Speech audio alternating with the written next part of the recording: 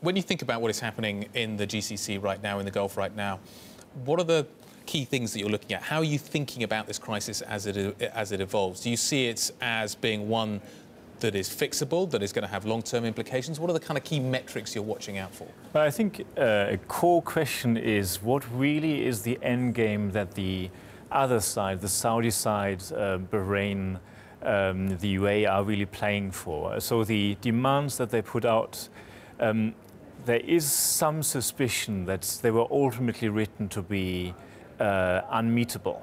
Right. And it's in a way, it's relatively unclear where that could possibly be heading for them. So that's really one key area of analysis that we constantly think about. Do you understand what this is about? Is that kind of what you're hinting at there? International relations theory always kind of points you to the idea that sanctions are never kind of what they seem, and they're always designed to achieve a different outcome than maybe they first appear to be. Do you kind of get that feeling that this is about something else? Well, in this case, I'd certainly say that we are not really sure what is the core driver for this decision.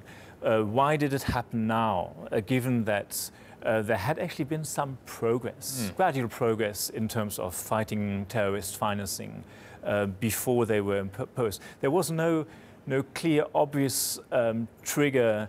Why did they do that now? And so that really leaves it quite there's open. quite a lot of ambiguity surrounding Correct. the story at Correct. the moment. As a result, we don't understand what the next steps are, and it becomes harder to understand what those next steps are. How do you see it evolving? So, I mean, we have it on Rating Watch Negative, which means huge uncertainty. Yeah. Essentially, we see the most likely scenario still marginally higher, some kind of resolution over medium, like several months. Right. Second, just status quo continuing. Both of these scenarios are pretty manageable for Qatar. Right.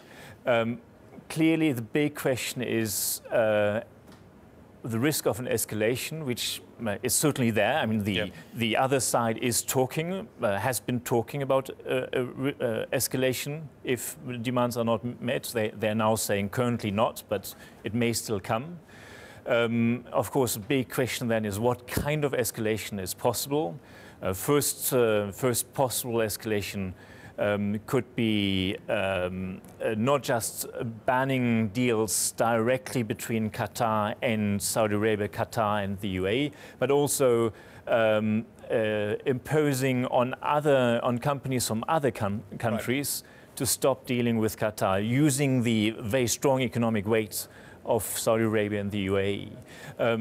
Going further up, clearly a very, very heavy hit would be if there was anything affecting the ability of Qatar to export its oil and gas. And at the moment, that's clearly not happening. Even the Dolphin pipeline is continuing. Yeah.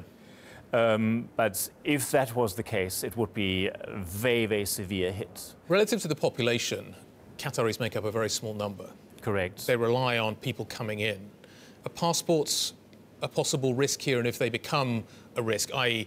you can't travel anywhere else if you've got a Qatari stamp in your passport. Yeah. And that will maybe start limiting people's ability to travel to Qatar to fulfill the needs for the economy that they have. How problematic would that be, just in terms of the impact it would have on outputs, on the functioning of the economy at so many, from kind of grassroots level up? Well, you raise a really very unusual point about the Qatari economy, but in a way it plays almost more in Qatar's favor. This 85% of the workforce is non-Qatari. And that means that it's actually quite easy in an extreme situation for Qatar to scale down its expenditure very drastically by essentially closing down work sites, and that drastically increases its fiscal flexibility in kind of extreme cases. It's certainly a support for them. What is the credit impact on the other side look like? Yeah, well, Qatar is a relatively small economy, even relative to Saudi Arabia and the UAE. Bahrain wasn't trading that much in any case, so that's a relatively small part. Particularly for Saudi Arabia, there is a slightly different aspect.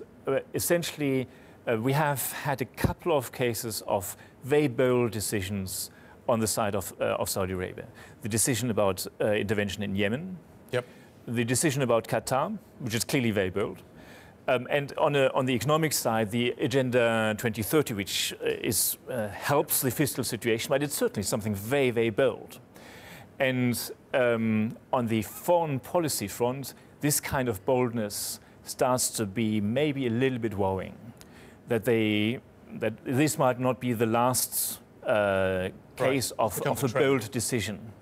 And clearly that raises potential for further tensions in the region. I mean, you need to mention Iran in that context. If you were to highlight one particular area of concern with the economies of both sides, you've highlighted this issue of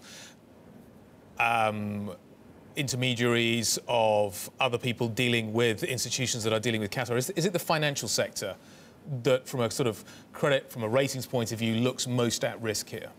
Well, so the financial sector has an unusually high exposure to non-resident deposits as a source of funding. But there's already significant pressure from Saudi Arabia and the UAE to no longer roll over those deposits once they mature. And that means if the Qatari banks were standing alone, there would be some tension. But the support from the government really is very strong. There's a track record. There's certainly an incredible ability to support. It's still a very rich country, 220% of GDP, sovereign net foreign assets. So the government has the capacity to support, and they have a track record of supporting the banking sector as well. And they do have an incentive given the importance of the banking sector for the economy.